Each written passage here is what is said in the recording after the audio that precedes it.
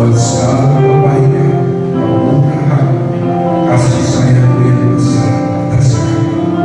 Terima kasih bahwa Engkau berkenan mengumpulkan kami anak-anak.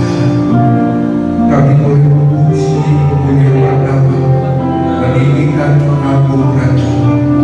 Kami boleh mengucap syukur buat segala kebaikan yang Tuhan sudah berikan dalam hidup kami. Bapa, kami juga mohon kiranya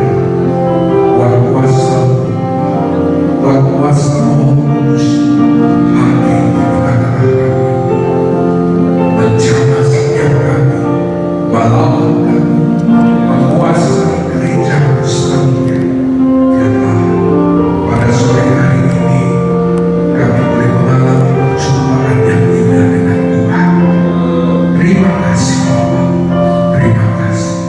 Mari Roh Kudus, silakan Engkau berkarya di dalam nama Yesus. Kami berdoa, kami mengucap syukur. Kita semua yang percaya bahwa kita diberkati Tuhan, mari sama-sama katakan amin. Mari siapkan hati kita untuk masuk dalam hadirat Tuhan.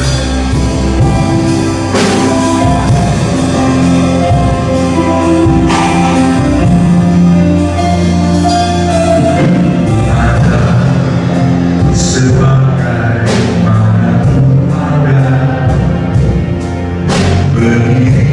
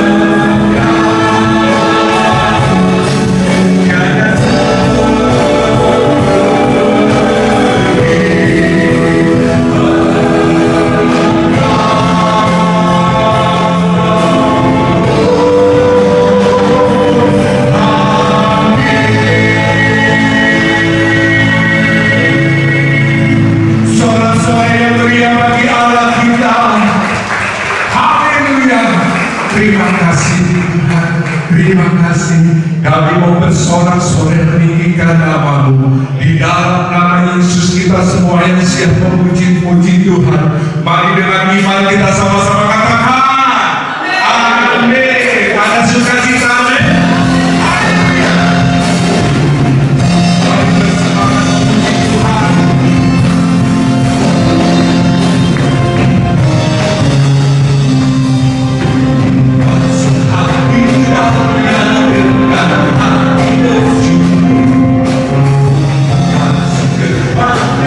Dengan pujian, dengan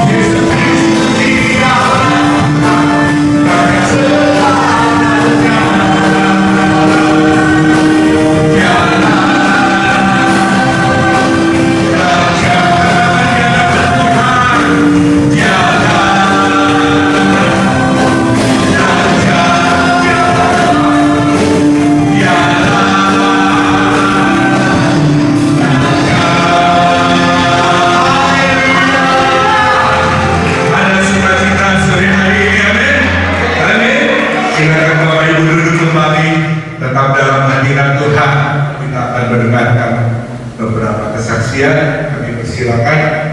Mungkin ada Bapak Ibu yang ingin menyaksikan cerita kasih Tuhan.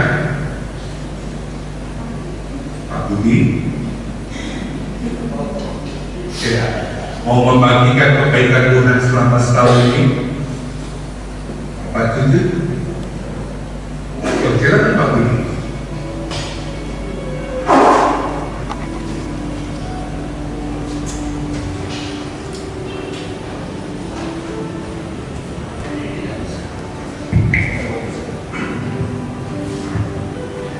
Shalom. Pada kesempatan yang luar biasa yang diberikan kepada Tuhan, saya ingin menyaksikan begitu besar kasih-Nya Tuhan, begitu dahsyat kekuatan kuasa Allah di dalam hidup kami dan keluarga kami.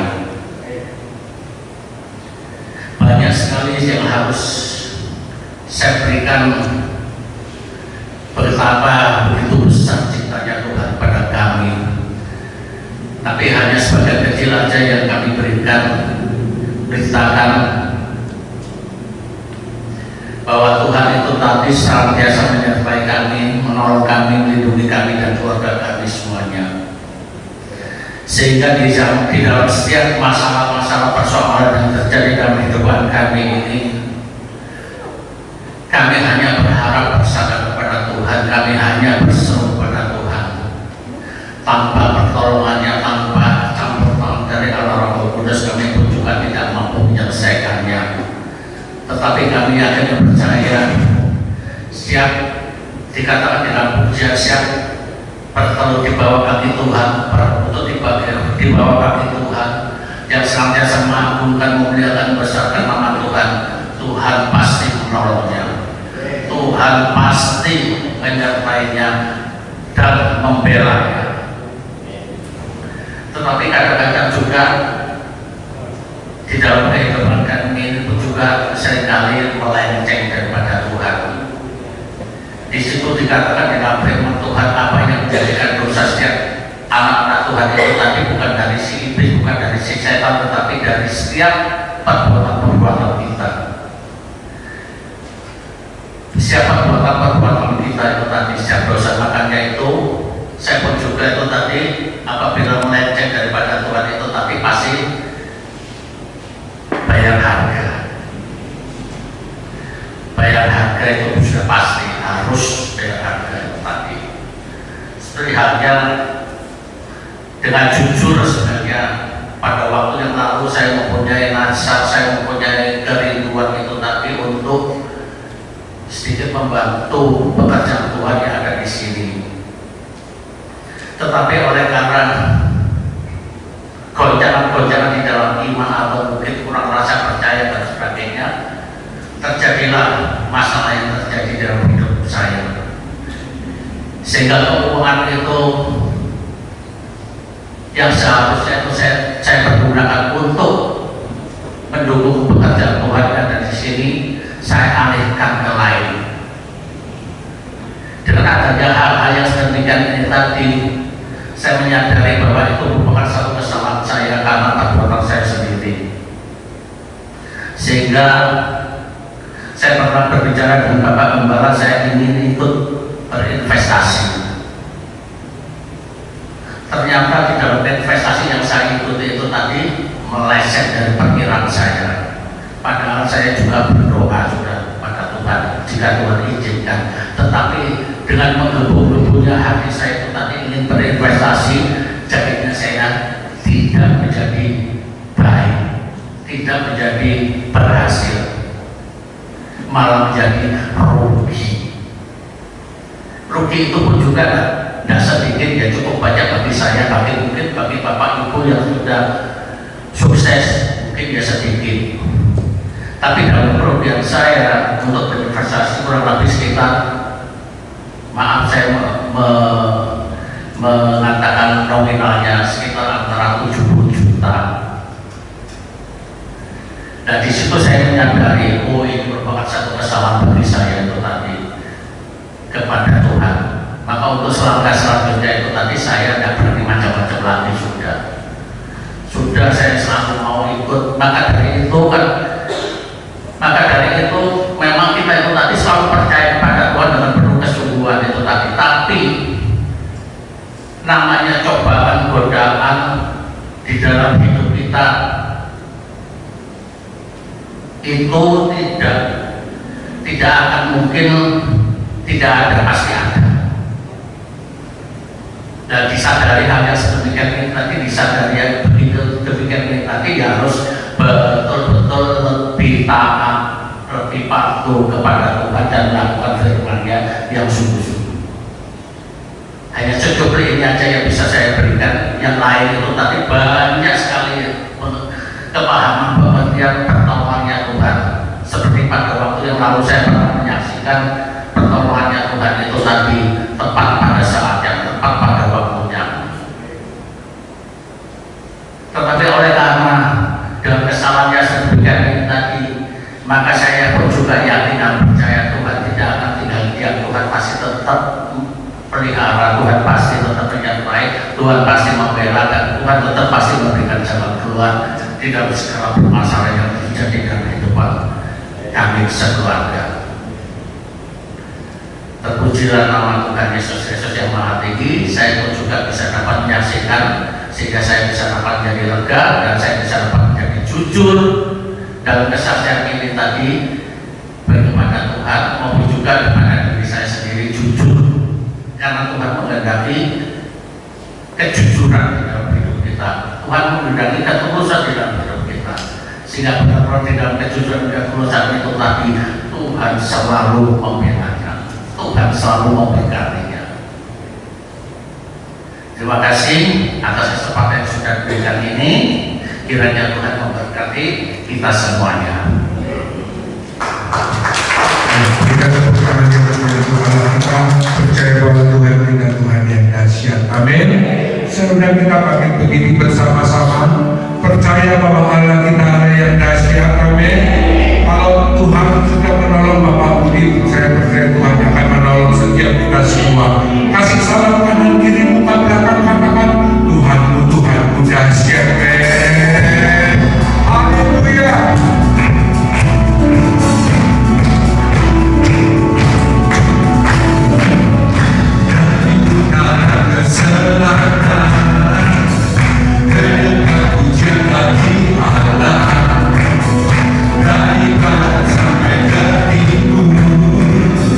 Nama Yesus bisa jumpa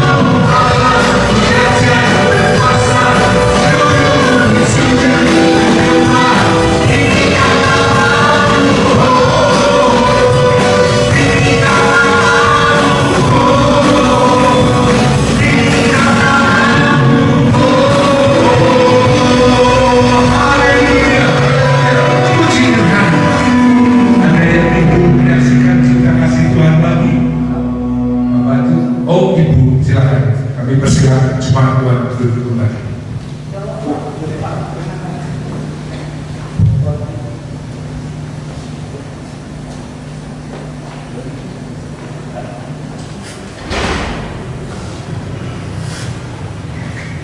Salam.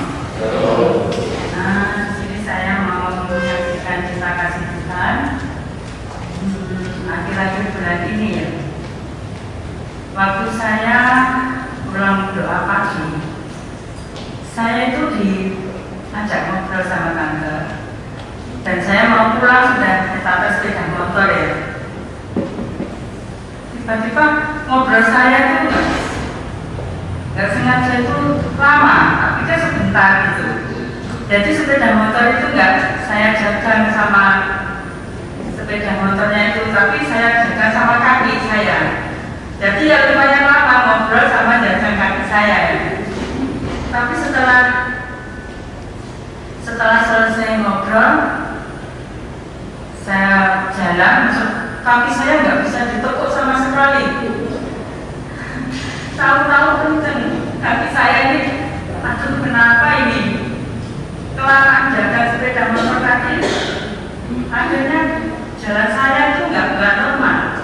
Jadi kayak orang stroke gini. Terus, wah ini kenapa ini?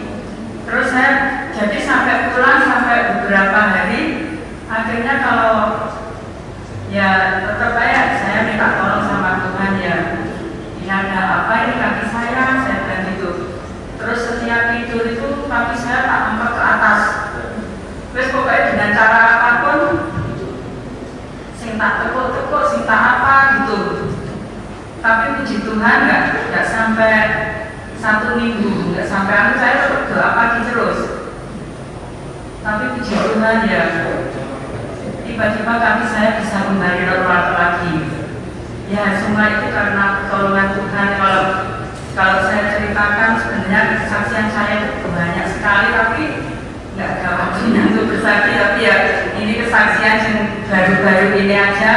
Puji Tuhan, pertolongan Tuhan luar biasa dalam hidup saya.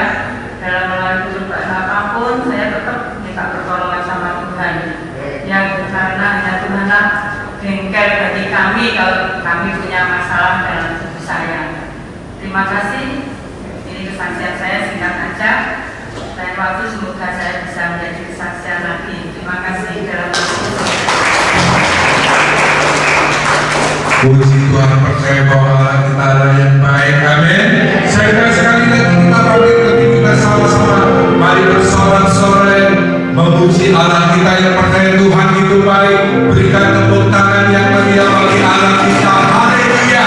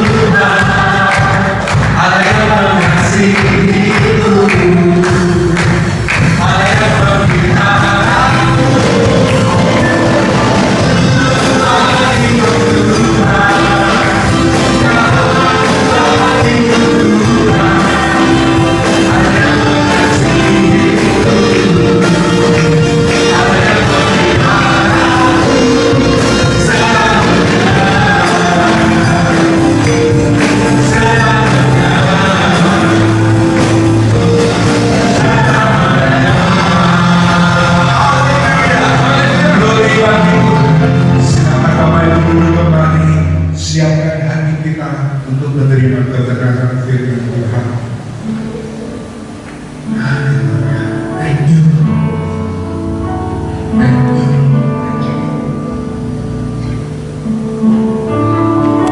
Biarlah pujian ini boleh menguatkan setiap kita bahwa di tahun yang akan datang Tuhan memberikan jauh lebih baik dari apa yang kita sudah terima di tahun ini.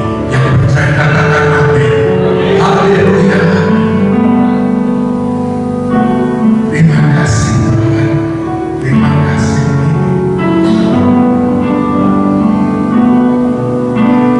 Lapangkanlah tempat kemahmu, bertatap tenda kediamanmu.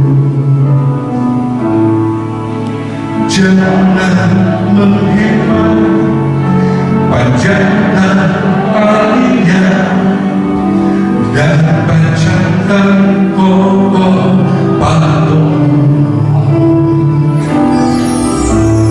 Tuhan ini kami hamba-Mu,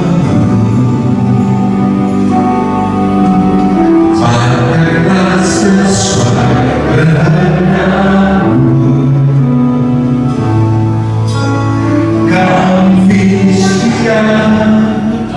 Jalankan firman-Mu, nyatakanlah kemuliaan-Mu. Sebab Engkau kan menebak ke kanan ke kiri, keturunan-Mu kan memperoleh bangsa-bangsa dan mendiami kota-kota suci. Siapkanlah dirimu, lapangkanlah tempat kemahmu, bertatap tenda kediamanmu. Jangan menghemat, panjangkan talinya dan panjangkan kokoh patungmu. Tuhan ini kami hamba-Mu, jadilah sesuai kehendak-Mu. Kami siap jalankan firman-Mu, katakanlah kemuliaan-Mu. Sebab Engkau kan menebak ke kanan ke kiri, keturunan-Mu kan memperoleh bangsa-bangsa dan mendiami kota-kota suci. Siapkanlah dirimu,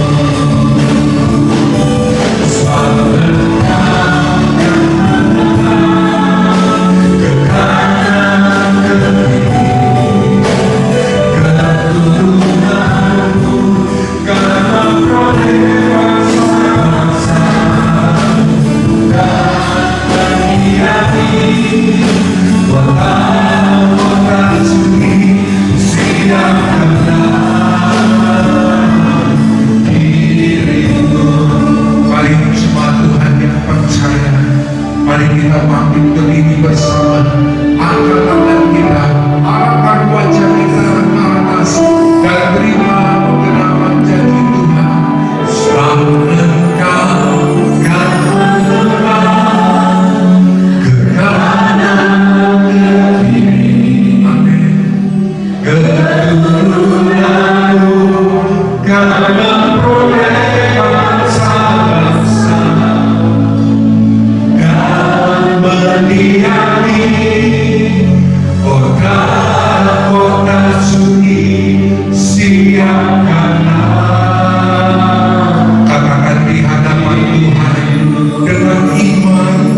keirasan hati sebab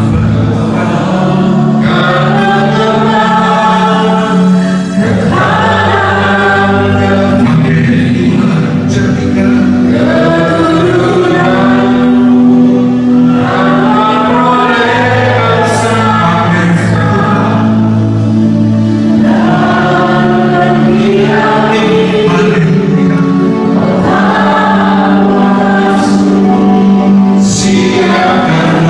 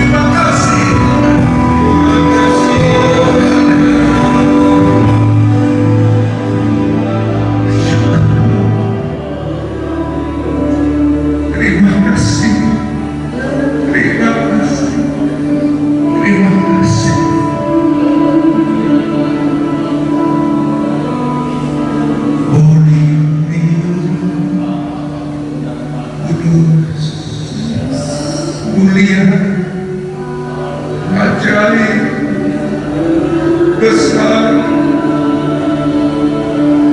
Engkau dahsyat, Engkau ajaib, Engkau luar biasa. Oh, thank you, Lord, thank you, Lord, thank you, Lord, thank you, Lord, thank you, Lord, thank you, Lord. Terima kasih, haleluya,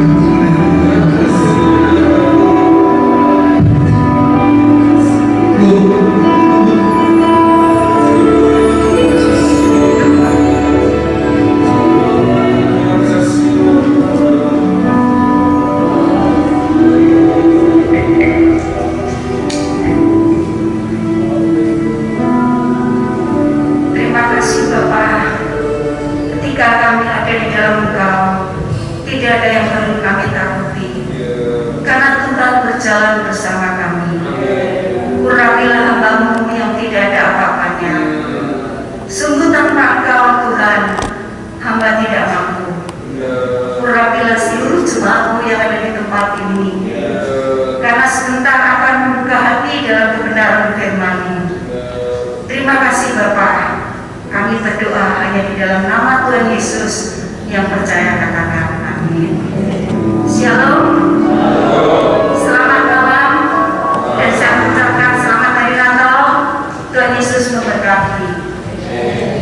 Firman Tuhan pada malam hari ini kita ambil dari kitab Yeremia 43 ayat 1 sampai yang ke-13. Dengan tema tetap melayani. Saudara, tentunya kita ini masih ingat sebuah cerita, dan cerita ini sudah tidak asing lagi bagi kita semua, yang terdapat di dalam Injil Matius 19. Cerita tentang seorang pemuda yang kaya, di mana pemuda kaya ini ingin sekali mencari hidup kekal pada Tuhan Yesus. Namun pemuda kaya ini tidak percaya, saudara, bahwa Yesus sanggup memelihara hidupnya kalau ia mau menjual seluruh hartanya dan mengikut Yesus. Tetapi pemuda kaya ini lebih memilih hartanya daripada Tuhan Yesus. Maka ia pun pergi meninggalkan Yesus dengan perasaan sedih. Nah saudara, itulah kira-kira gambaran yang kita saksikan, di mana sisa-sisa dari penduduk Yerusalem yang lebih memilih lari ke Mesir daripada tinggal di Yerusalem. Kalau kita melihat di dalam Yeremia 42 ayatnya yang ke-11 sampai 12, maka di situ akan dikatakan demikian pada ayat yang ke-11. Janganlah kamu takut kepada Raja Babel yang kamu takuti itu. Janganlah kamu takut kepadanya. Demikianlah firman Tuhan. Sebab aku menyertai kamu untuk menyelamatkanmu dan melepaskanmu dari tangannya.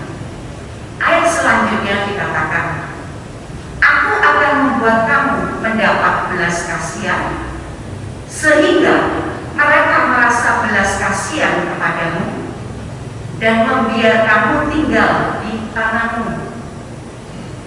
Saudara, ayat ini jelas-jelas sekali mengatakan bahwa mereka ini telah menerima janji daripada Allah,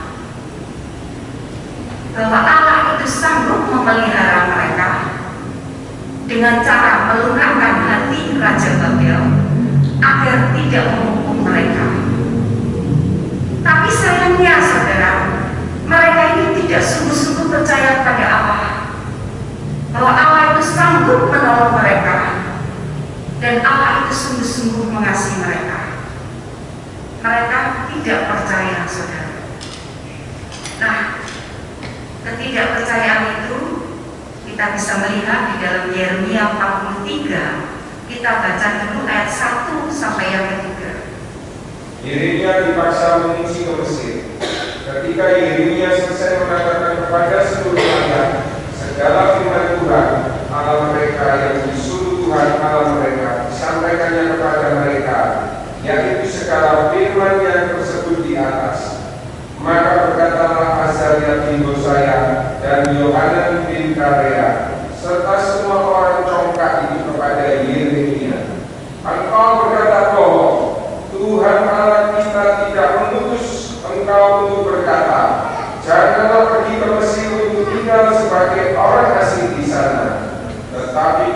bin Neria menghasut engkau terhadap kami dengan maksud untuk menyerahkan kami ke dalam tangan orang-orang Kasdim, supaya mereka membunuh kami dan mengangkut kami ke dalam pembuangan ke Babel.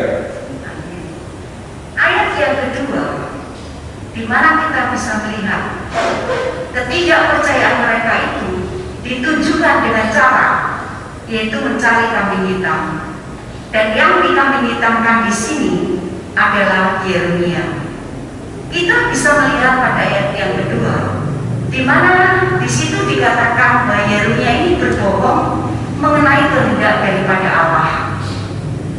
Dan pada ayatnya yang ketiga, di situ dikatakan bahwa Baruk telah menghasutnya untuk menyerahkan mereka ke tangan Babel. Sebenarnya tidaklah demikian, saudara.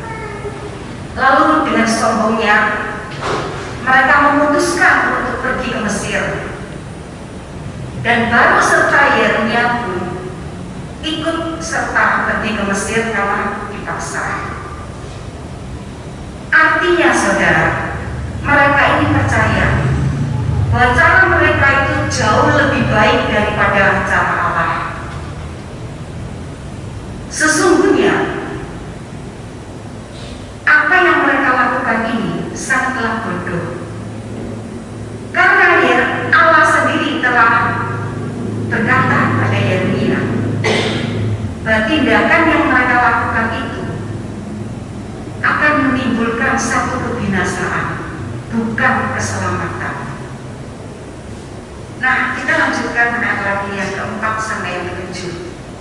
Demikianlah Yohanan bin Karea dan semua perwira tentara serta seluruh rakyat tidak mau mendengarkan suara Tuhan untuk tinggal di tanah Yehuda.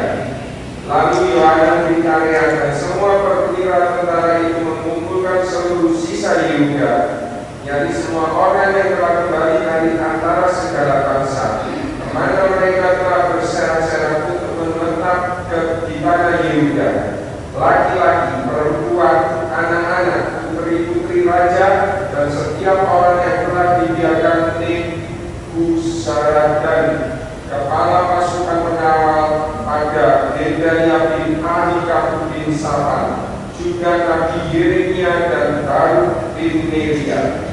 Lalu mereka pergi ke tanah Mesir, sebab mereka tidak mau mendengarkan suara Tuhan. Maka sampailah mereka di Tahpanhes. Saudara, kalau kita melihat dari ayat 4 sampai yang ke-7, di mana kita bisa melihat para pimpinan mereka ini memaksa seluruh umat, termasuk sisa-sisa para bangsawan yang ada di bawah pengawasan Gedalia serta Baruk dan Yeremia untuk melarikan diri ke Mesir. Karena mereka menolak apa yang dikatakan Yeremia itu tidak sesuai dengan keinginan mereka. Nah, saudara, keraguan inilah yang pada akhirnya menghasilkan satu pemberontakan umat melawan kehendak daripada Tuhan Yesus. Dan bagi Yeremia sendiri, Yeremia itu harus menghadapi seluruh pimpinan atau penguasa yang ada di sana, seperti Asaria, Yohanan, di mana mereka semua ini sudah dipercaya oleh orang banyak di sana karena kepahlawanan daripada mereka, dan juga kepemimpinan mereka yang sangat berkarisma, dan mereka juga sangatlah berkuasa. Tetapi saudara, kita juga bisa melihat di sini bahwa mereka semua ini sudah terlatih dan mereka sudah dilatih untuk menciptakan narasi. Narasi itu sama dengan cerita, saudara. Tapi cerita yang mereka ciptakan di sini itu adalah cerita yang bohong. Untuk apa, saudara, mereka menciptakan narasi bohong ini? Untuk mendukung kekuasaan daripada mereka. Dan mereka sendiri ini bisa menentukan yang benar sebagai yang salah dan yang salah sebagai yang benar. Mereka memutarbalikkan fakta yang ada. Karena bahwa Yeremia, apa yang dikatakan Yeremia itu tidak sesuai dengan harapan mereka. Lalu mereka marah dan menciptakan sebuah narasi atau cerita bohong bahwa Yeremia itu adalah seorang nabi palsu yang tidak cinta negara. Dan cerita ini, saudara, itu sukses menggerakkan hati seluruh bangsa Israel yang masih tersisa di sana untuk mengikuti kemauan daripada mereka, sehingga seluruh bangsa itu buta, saudara, buta akan pimpinan daripada Tuhan Yesus. Dan ironisnya lagi, saudara, bahwa mereka ini percaya apa yang mereka perbuat itu adalah benar. Ini sangatlah bertentangan sekali dengan Yeremia sebagai hamba Allah. Bagi Yeremia sendiri, Yeremia itu rela, saudara, difitnah, dikutuki demi ketaatan terhadap pesan dan pimpinan daripada Tuhan Yesus. Cerita atau narasi yang Yeremia dengar atau Yeremia tahu sangatlah tidak mengenakan telinga para pendengarnya, dan mutlak, saudara, mendapat penolakan. Tetapi Yeremia tidak pernah marah, saudara, karena Yeremia tahu bahwa pimpinan Tuhan tidak pernah berbicara akan kekuasaan atau kepercayaan orang banyak, tetapi Tuhan berbicara tentang ketaatan, saudara, terhadap sesuatu yang benar. Meskipun, saudara, kesuksesan suara orang yang ada di luar sana itu menentangnya. Nah, kita lanjutkan lagi ayat 8 sampai ayat 13. Yeremia bernubuat bahwa Mesir akan ditaklukkan oleh Nebukadnezar.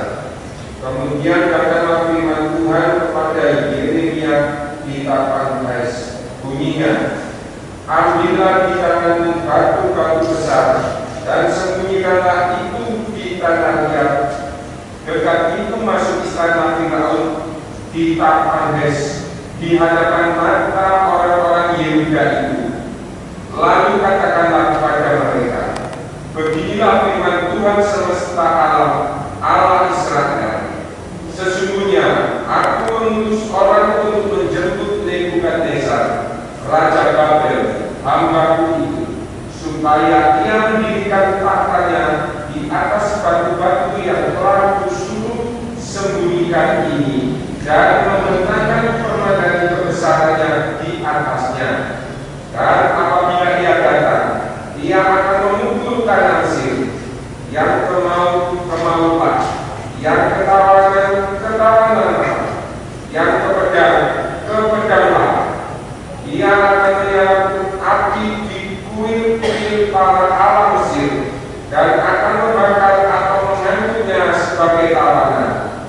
Dan ia akan membersihkan tanah Mesir dari kutu-kutu seperti seorang gembala membersihkan pakaiannya dari kutu-kutu. Kemudian ia akan pergi dari sana tanpa gangguan. Ia akan memecahkan tubuh-tubuh berhala Beth-Shemesh yang ada di Mesir, dan akan menghanguskan kuil para ala Mesir itu dengan api. Amin.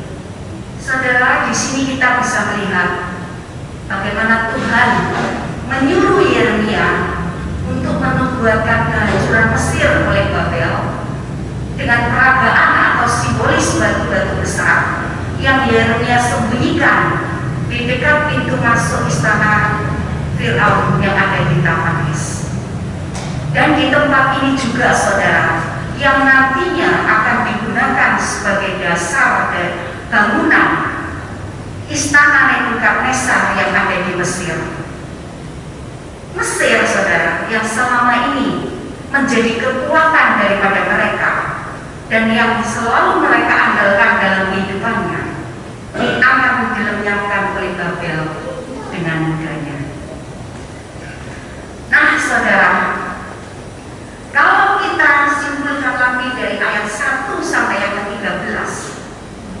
di mana peran Yeremia di sini bukan hanya sekedar sebagai pembawa pesan daripada Tuhan Yesus, tapi Yeremia di sini juga melayani bangsa Israel itu dengan penuh kasih, saudara.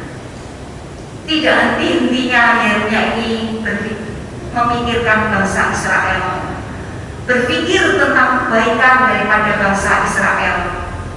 Bahkan saudara, Yeremia ini juga ikut berduka atas keburukan daripada bangsa Israel.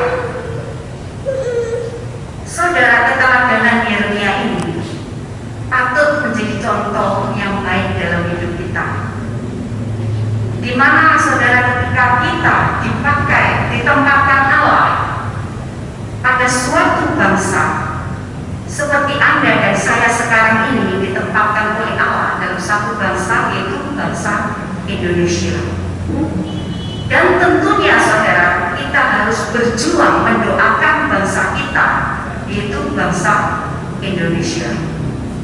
Bukan hanya dalam berkebangsaan saja, saudara, tapi kasih, saudara.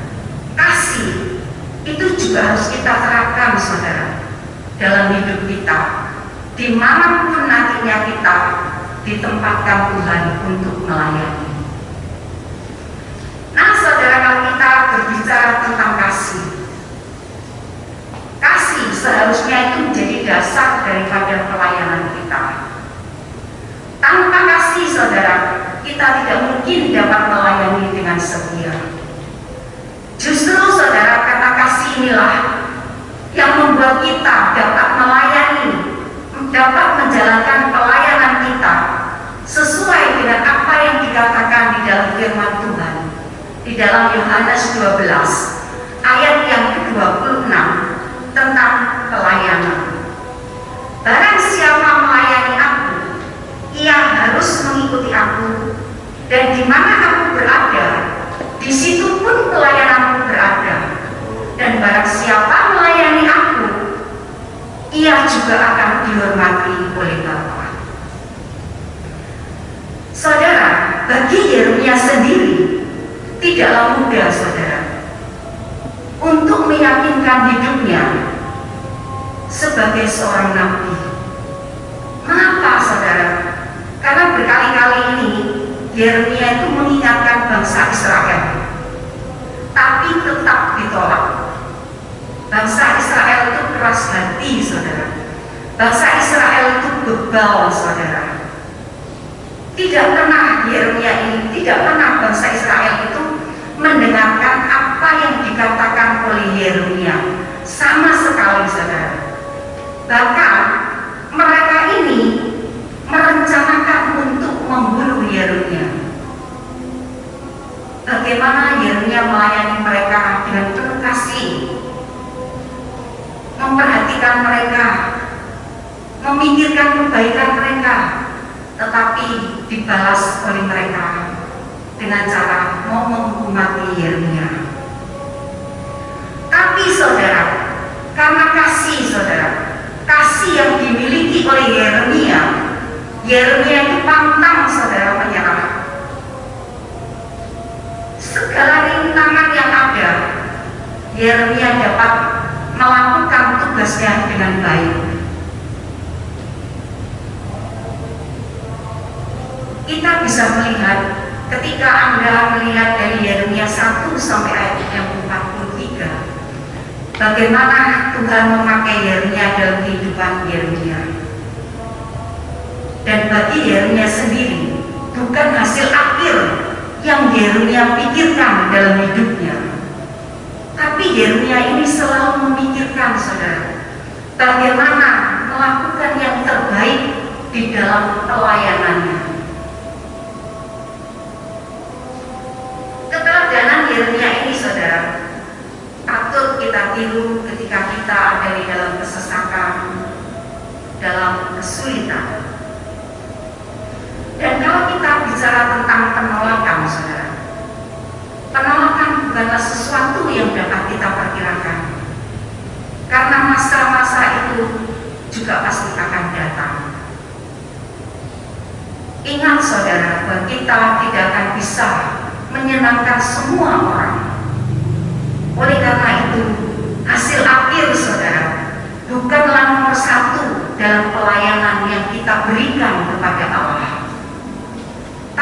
hasil akhir seharusnya kita serahkan saudara ke dalam kehendak Allah, sesuai dengan apa yang dikatakan di dalam firman Tuhan. Mazmur 37 ayatnya yang kelima.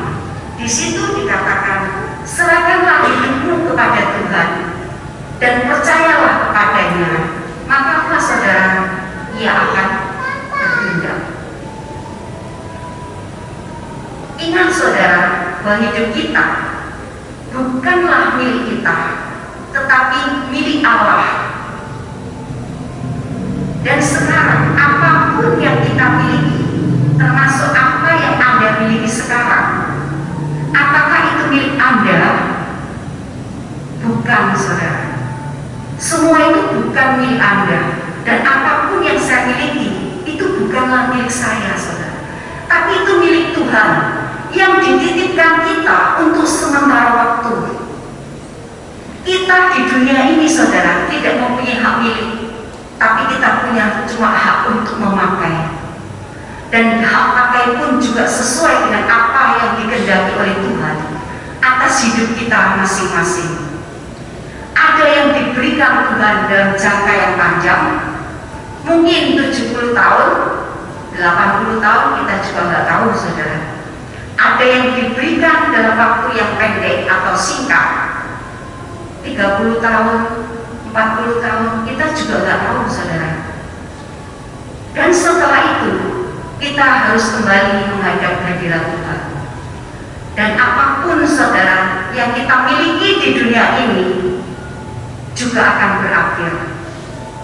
Kita pun saudara nggak bisa bawa kemana-mana, tapi apa yang Anda tabur saudara di ladang Tuhan itu akan kekal saudara selama-lamanya. Yang percaya katakan amin. Nah, mungkin ada di antara jemaat sini yang belum paham atau belum mengerti apakah itu panggilan daripada Tuhan. Panggilan Tuhan itu sama saudara seperti melayani Tuhan di dalam hidup kita. Mungkin ada di antara jemaat sini yang belum mendapatkannya. Teruslah saudara mencari. Jangan pernah menyerah mencari kehendak Tuhan dalam hidup kita masing-masing. Karena kita itu harus juga bersiap-siap saudara menerima panggilan daripada Tuhan. Jangan sampai Tuhan mengatakan kepada kita, menyampaikan kehendaknya kepada kita, tapi kita itu ragu. Karena apa? Tuhan, aku belum siap. Bagi Anda yang sudah mendapatkannya, mengucaplah syukur saudara kepada Tuhan. Karena tidak semua orang akan diberi anugerah untuk mengetahuinya. Oleh karena itu, terimalah panggilan Tuhan dalam kehidupan Anda. Tuhan akan menyertai Anda sebagaimana Dia menyertai Yeremia dalam hidup Anda. Hidup kita ini saudara hanya sementara. Hidup kita kekal nanti ada di dalam kerajaan surga. Dan yang sekarang yang terakhir saudara, beberapa jam lagi kita akan menyambut tahun yang baru. Dalam tahun yang baru ini banyak sekali orang-orang itu berkata bahwa tahun depan, tahun yang sangat sulit, semakin tahun semakin sulit. Itu seperti apa yang sudah tertera, seperti apa yang dikatakan di dalam Alkitab. Tapi kita saudara, sebagai orang-orang Kristen, anak-anak Tuhan, ada juga yang sebagian hamba-hamba Tuhan, kita harus percaya saudara pada Tuhan. Jangan pernah takut. Kita harus percaya kepada Tuhan dengan sepenuh hati kita. Kita pegang janji Tuhan dalam hidup kita, bahwa janji Tuhan itu iya dan amin. Maka kita sambut saudara tahun depan dengan extraordinary, yaitu doa saudara. Dan doanya saudara jangan yang biasa. Saya minta doanya yang luar biasa. Ketika Anda berdoa, Anda akan menuai apa yang Anda doakan dalam doa Anda. ketika Anda menabur, Anda pun juga akan menuai apa yang Anda tabur. Ketika Anda tidak menabur, Anda juga tidak akan menuai. Saudara, tahun depan adalah tahun yang sangat penting bagi Anda dan saya untuk menabur doa. Karena tahun depan adalah tahun peperangan rohani bagi kita semua.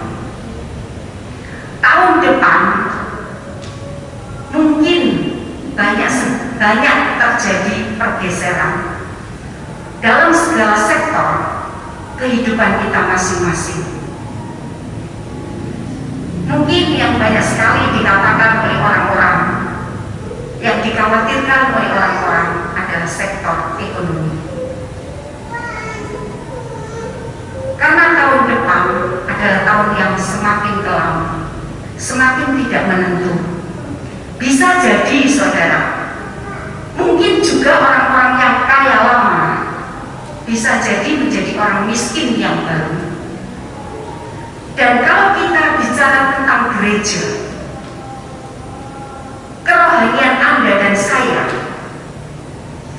jangan sampai terkejut kalau yang terkemudian, yang terdahulu menjadi terkemudian, dan yang tiba-tiba ada di belakang sana itu maju pesat ke depan, karena dia dipakai oleh Tuhan dengan luar biasa di akhir zaman ini. Bagi yang dipakai Tuhan dengan luar biasa, janganlah merasa hebat, karena tidak ada nomor satu di dalam kerajaan Tuhan. Yang ada, majulah terus melayani Tuhan, pantang menyerah, pantang mundur, sampai nanti Tuhan Yesus kembali datang di awan-awan menjemput kita semua. Bapak Ibu Saudara yang terkasih, ketika Anda pulang dari sini, berdoalah dengan sungguh-sungguh menyambut tahun yang baru. Berdoa untuk bangsa dan negara kita, Republik Indonesia, dari pejabat tertinggi sampai terendah. Berdoa bagi gereja-gereja kita, dan berdoa terutama kepada Bapak Gembala kita dan Ibu Gembala kita, supaya diberi kekuatan baik secara jasmani rohani, baik keluarganya, anak-anak mereka, juga cucu-cucu mereka, juga seluruh keluarga jemaat di sini juga, supaya tahun depan kita sambut dengan tahun yang penuh berkah, berlimpah bagi hidup kita semua. Bagi yang percaya katakan amin. Mari saudara, kita akhiri firman Tuhan pada malam hari ini. Lalu saya kembalikan kepada Bapak Gembala, dan kita akan nyanyikan sebuah lagu. Kita nyanyikan lagu ini, saudara, dengan penuh percaya dan sungguh-sungguh, saudara.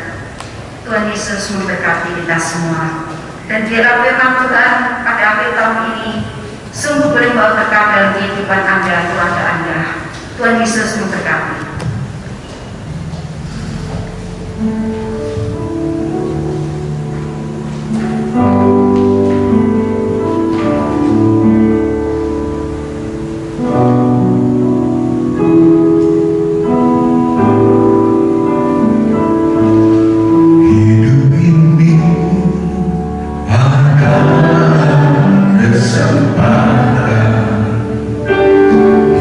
Hidup ini